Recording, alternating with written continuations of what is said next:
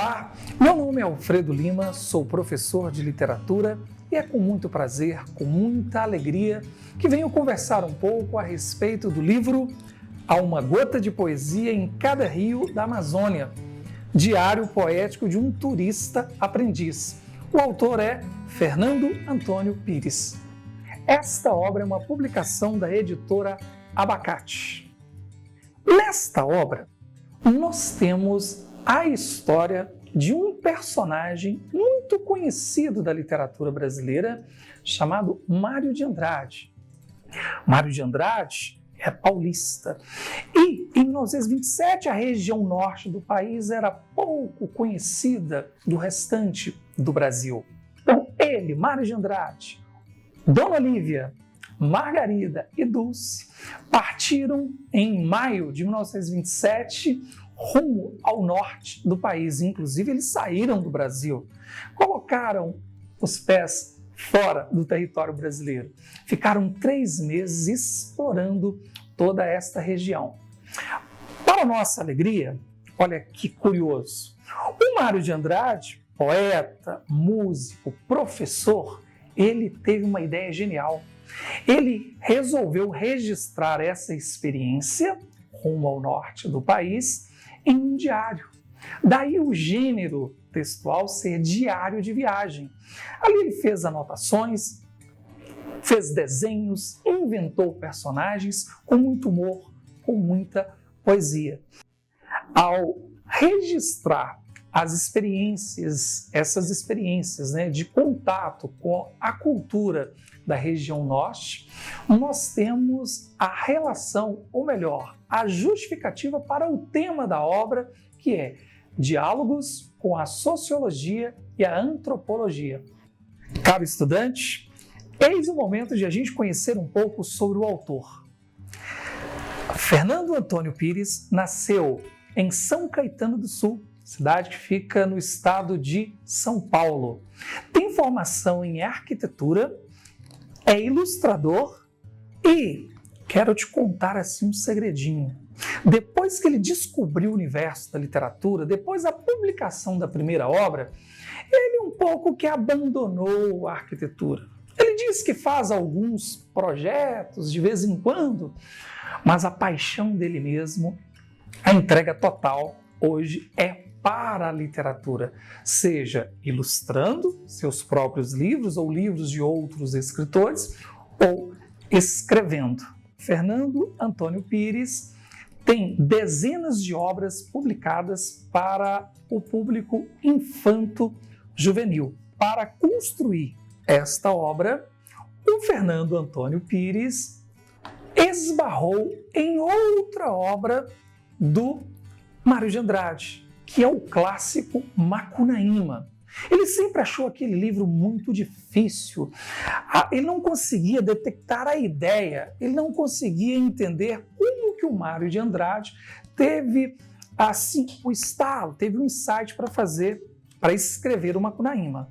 E o livro foi ficando de lado, e sempre com um enigma para ele. Bem, pesquisando para a elaboração de outros livros, ele encontrou O Turista Aprendiz, que é a base desta obra. Na hora que ele leu O Turista Aprendiz, ele nos conta que foi um estalo, um insight. Ele falou, bom, agora eu entendi. Ele falou que ali, no Turista Aprendiz, estava a matéria-prima para a elaboração do Macunaíma, aquele livro que havia oferecido uma certa dificuldade para ele. Olha, lendo Há uma Gota de Poesia em Cada Rio da Amazônia, você também vai estar se preparando para ler o Macunaíma. Funcionou com o Fernando Antônio Pires, quem diz que não pode funcionar com você? Caro estudante, é a hora de falar um pouco da estrutura da obra, como que essa obra se organiza. Para início de conversa, temos um prefácio com o título Antes de Molhar os Pés, assinado pelo próprio autor e ilustrador. Depois, para abrir o livro em si, temos uma carta que o Mário de Andrade escreveu ao Manuel Bandeira, falando da viagem. Temos, na sequência, trechos do turista aprendiz, páginas de diários. Temos também, mais ou menos no meio do livro, uma carta ao poeta mineiro Carlos Drummond de Andrade. E o bacana, bem no final do livro, nós temos um glossário com termos regionais.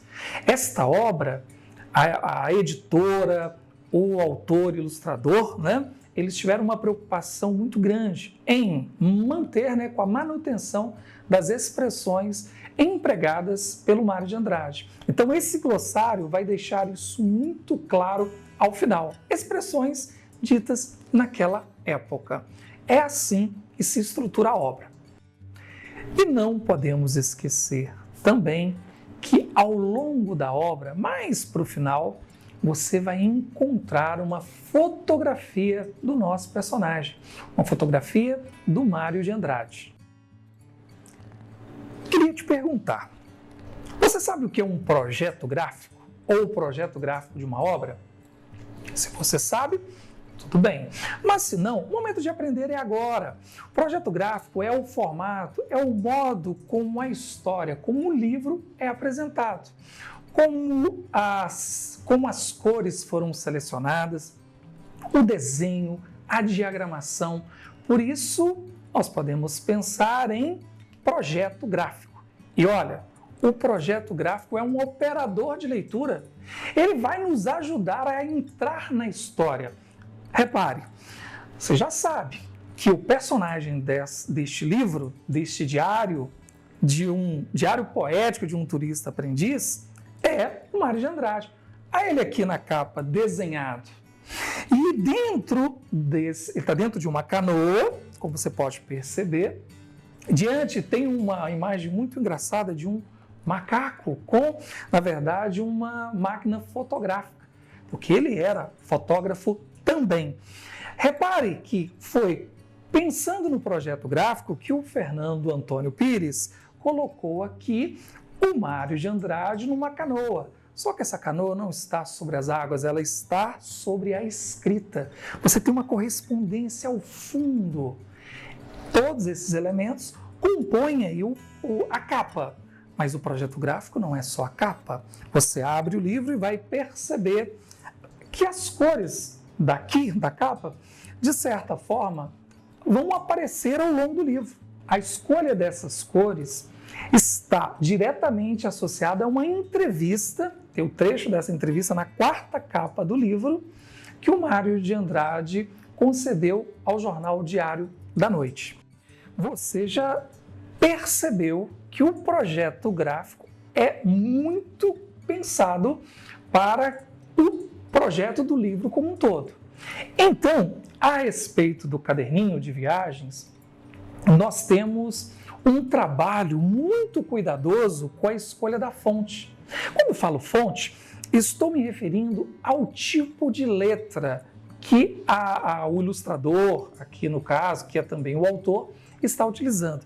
A escolha da fonte aqui imita a mesma escrita, né? O mesmo desenho dos textos que eram datilografados em máquinas de escrever. Por quê? Tem uma razão. Depois que o Mário de Andrade registrava lá nos seus caderninhos de viagem, ele voltou para São Paulo e datilografava tudo em sua máquina, ficava tudo registrado lá. E o ilustrador quis ofertar, né, essa experiência, sugerir essa experiência.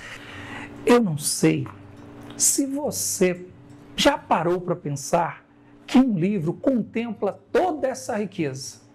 Não sei, mas quando tiver a oportunidade, mergulhe nessa história, porque você vai rir, vai se emocionar e vai, claro, conhecer de forma poética a região norte do nosso país.